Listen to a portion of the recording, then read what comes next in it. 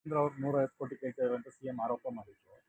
ಇಲ್ಲ ಕಾಂಗ್ರೆಸ್ ಬಿಜೆಪಿನವರೆಲ್ಲ ಕೇಳಿದ್ದು ಕಾಂಗ್ರೆಸ್ನವರು ಅನ್ನೋಂಥ ಆರೋಪವನ್ನ ಅಲ್ಲ, ಅವರು ಯಾವ ರೀತಿ ಮಾತನಾಡಿದ್ದಾರೆ ಅನ್ನೋದ್ರ ಬಗ್ಗೆ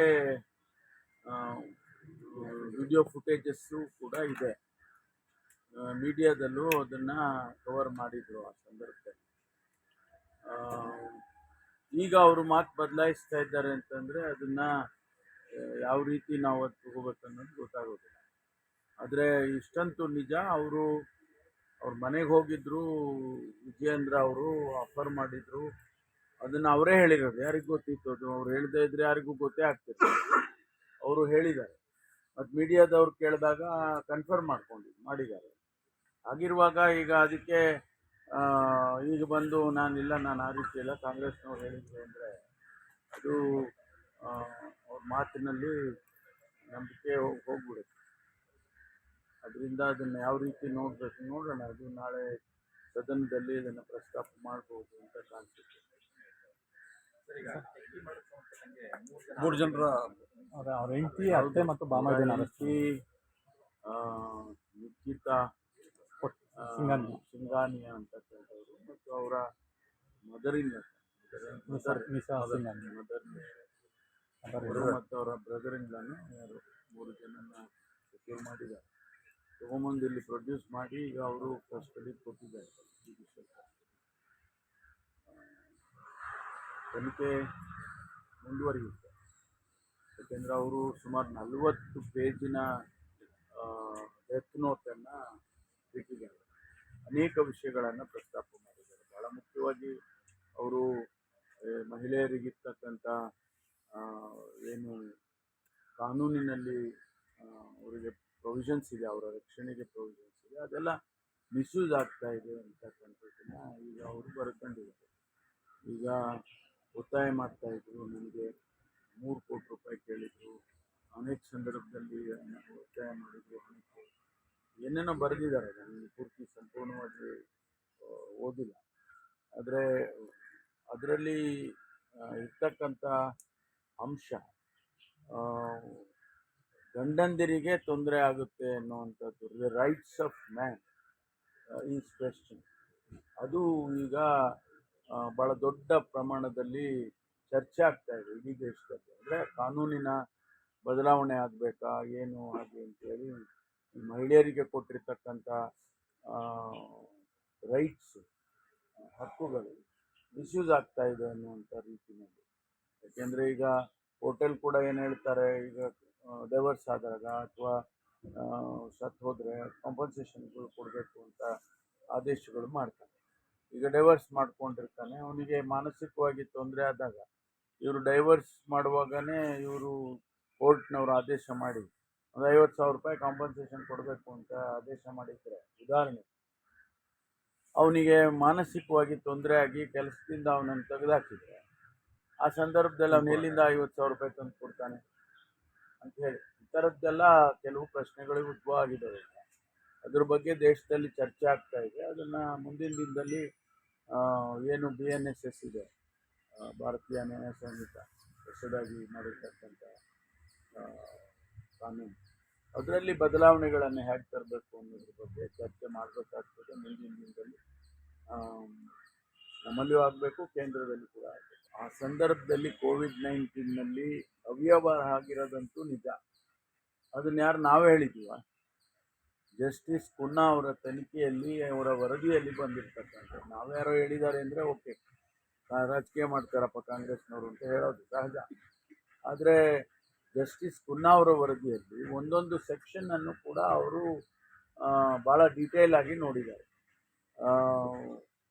ಮಾಸ್ಕ್ಸಲ್ಲಿ ಪರ್ಚೇಸ್ ಮಾಡುವಾಗ ಆ ಕಿಟ್ಗಳಿದ್ದಲ್ಲ, ಆ ಕಿಟ್ಗಳಲ್ಲಿ ಪರ್ಚೇಸ್ ಮಾಡುವಾಗ, ಆಮೇಲೆ ಆಕ್ಸಿಜನರೇಟರ್ನ ಪರ್ಚೇಸ್ ಮಾಡುವಾಗ, ಬೇರೆ ಬೇರೆ ಎಕ್ವಿಪ್ಮೆಂಟ್ಸ್ ಪರ್ಚೇಸ್ ಮಾಡುವಾಗ, ಆಮೇಲೆ ಬೇರೆ ಮೆಡಿಸಿನ್ಸ್ಗಳು ಪರ್ಚೇಸ್ ಮಾಡುವಾಗ, ಇವೆಲ್ಲ ಒಂದೊಂದನ್ನು ಸಪ್ರೇಟಾಗಿ ಮಾಡಿದೆ.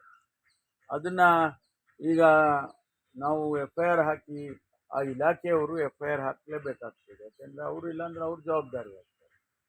ಅದನ್ನು ಅವ್ರು FIR ಹಾಕಿದರೆ ತಪ್ಪು ಅಂತ ಅಂದರೆ ಅದಕ್ಕೆ ಯಾವ ರಾಜಕೀಯ ಇರುತ್ತೆ? ಅವ್ಯವಹಾರ ಆಗಿರೋದಂತೂ ನಿಜ. ಅದನ್ನು ಈಗ ತನಿಖೆ ಮಾಡಿ ಅದಕ್ಕೇನು ಕ್ರಮ ತಗೋಬೇಕು ಸರ್ಕಾರ ತಗೊಳ್ಬೇಕು.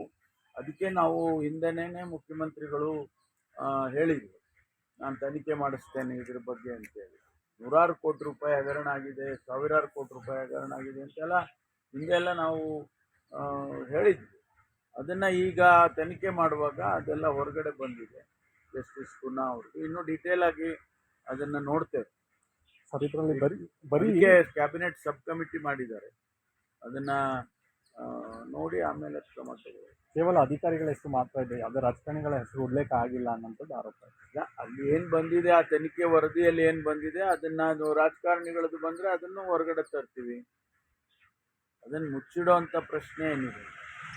ಯಾರು ರಾಜಕಾರಣಿಗಳು ಒಂದು ವೇಳೆ ಇನ್ಸ್ಟ್ರಕ್ಷನ್ಸ್ ಕೊಟ್ಟಿದ್ರೆ ಅಥವಾ ಅವರು ಪರ್ಚೇಸ್ ಮಾಡೋದಕ್ಕೆ ನೇರವಾಗಿ ಅವರೇ ಏನಾದರೂ ಕೂಡ ಭಾಗಿಗಳಾಗಿದ್ದರೆ ಅದನ್ನೆಲ್ಲ ಹೊರಗಡೆ ಬರುತ್ತೆ. ಇದು ಮೇಲೆ ಫಸ್ಟು ಸ್ಟೆಪ್ ಇದು. ನೋಡಿ, 75 ವರ್ಷ ಕಳೆದುಬಿಟ್ಟಿದ್ದೀವಿ ಇಂಡಿಪೆಂಡೆನ್ಸ್. 1950ರಲ್ಲಿ ಸಂವಿಧಾನವನ್ನು ಅಳವಡಿಸಿಕೊಂಡಿರ್ತಕ್ಕಂಥದ್ದು. ಅಲ್ಲಿಂದ ಇಲ್ಲಿವರೆಗೆ ನಾವು ಒಂದು ರೀತಿಯಲ್ಲಿ ಟೈಮ್ ಟೆಸ್ಟೆಡ್ ಅಲ್ವಾ ನಮ್ಮ ಸಂವಿಧಾನ. ಪ್ರಪಂಚದಲ್ಲಿ ಬೇರೆ ಬೇರೆ ಕಡೆಯವರೆಲ್ಲ ಅಪ್ರಿಷಿಯೇಟ್ ಮಾಡ್ತಾರೆ. ಬೇರೆ ಬೇರೆ ದೇಶದವರು Indian constitution is one of the best constitution in the world ಅಂತ ಮಾತಾಡ್ತಾರೆ. ಅದ್ರ ಬಗ್ಗೆ ಅನೇಕ ಅಧ್ಯಯನಗಳಾಗಿದೆ. ಬೇಕಾದಷ್ಟು ಜನ ಬಂದು ಇಂಡಿಯನ್ ಕಾನ್ಸ್ಟಿಟ್ಯೂಷನ್ನನ್ನೇ ಅಧ್ಯಯನ ಮಾಡ್ಕೊಂಡು ಹೋಗಿದ್ದಾರೆ. ಇಲ್ಲಿಂದ ಹಾರ್ವರ್ಡಿಂದ ಬಂದಿದ್ದಾರೆ, ಬೇರೆ ಬೇರೆ UK ಇಂದ ಬಂದಿದ್ದಾರೆ. ಬೇರೆ ಬೇರೆ ದೇಶದವರು Indian constitution is a time tested one, ಹೇಗೆ ಸಕ್ಸಸ್ ಆಯಿತು ಅಂತೇಳಿ ಅಧ್ಯಯನ ಮಾಡ್ಕೊಂಡು ಹೋಗಿದ್ದಾರೆ. ಇವತ್ತು ಕೂಡ ಆ ಇಂಡಿಯನ್ ಕಾನ್ಸ್ಟಿಟ್ಯೂಷನ್ ಇರೋದ್ರಿಂದನೇ ನಾವೆಲ್ಲ ಒಟ್ಟಿಗೆ ಇದ್ದೀವಿ. ನಾವು ಬೇರೆ ಭಾಷೆ ಮಾತಾಡ್ತೀವಿ, ಬೇರೆ ಸಂಸ್ಕೃತಿ ಇದೆ, ಮತ್ತು ಬೇರೆ ಬೇರೆ ಬಟ್ಟೆ ಹಾಕ್ತೀವಿ, ಬೇರೆ ಬೇರೆ ಊಟ ಮಾಡ್ತೀವಿ, ಆದರೂ ನಾವು ಒಂದಾಗಿದ್ದೀವಿ. ಅದಕ್ಕೆ ಮುಖ್ಯ ಕಾರಣ ಏನಪ್ಪ ಅಂದರೆ ಸಂವಿಧಾನ.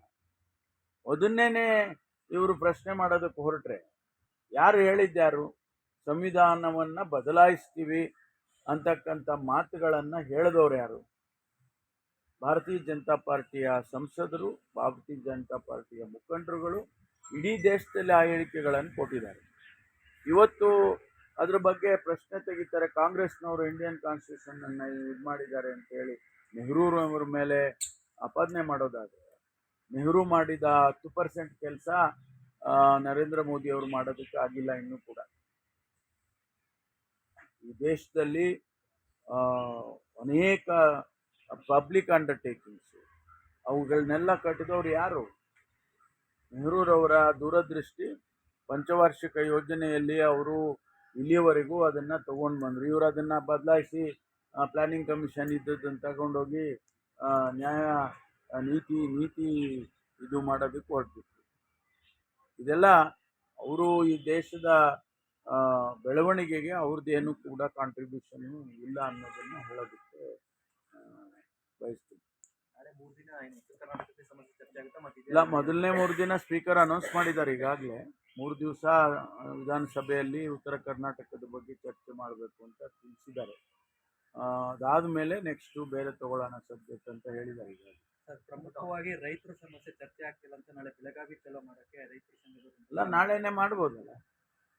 ನಾಳೆ ಉತ್ತರ ಕರ್ನಾಟಕದ ರೈತರ ಬಗ್ಗೆನೂ ಮಾಡ್ಬೋದು, ಯಾರು ಬೇಡ ಅಂದಿದ್ದಾರೆ. ಸರಿ, ಈಗ ಪಹಣಿಯಲ್ಲಿ ಇಲ್ಲಿವರೆಗೂ ವಕ್ಫ್ ಅಂತ ಬರ್ತಾ ಇದೆ ಸರ್. ಈಗ ಕರ್ನಾಟಕ ಸರ್ಕಾರ ಅನ್ನೋಂಥದ್ದು ಹೊಸದಾಗಿ ಮೆನ್ಷನ್ ಆಗಿದೆ ಅನ್ನೋಂಥ ಆರೋಪ ಕೂಡ ಇದೆ ಸರ್. ಅದು ಯಾವ ರೀತಿ? ಯಾಕ್ರಿ ಆರೋಪ? ಸರ್ಕಾರಕ್ಕೆ ಆಸ್ತಿ ಸರ್ಕಾರದ ಹೆಸರಿಗೆ ಬರುತ್ತೆ ಅಂದ್ರೆ ಅದಕ್ಕೂ ಆರೋಪ ಮಾಡ್ತೀವಿ ಅಂದರೆ, ಎಲ್ಲದಕ್ಕೂ ಆರೋಪ ಮಾಡ್ಕೊಂಡು ಕೂತ್ಕೊಂಡ್ರೆ ಅದಕ್ಕೇನು ಮೀನಿಂಗ್ಲೆಸ್. ಈ ಸರ್ಕಾರ ಅಲ್ಟಿಮೇಟ್ ಸರ್ಕಾರಕ್ಕೆ ಬಂದಿದೆ ಆಸ್ತಿ ಅಂದರೆ ಅದು ಸಂತೋಷ ಪಡಬೇಕು. ಅದು ಬಿಟ್ಟು ಅದಕ್ಕೂ ಒಂದು ಅಲಿಗೇಷನ್ ಮಾಡಿದರೆ ಅದು ಯಾವ ನ್ಯಾಯ?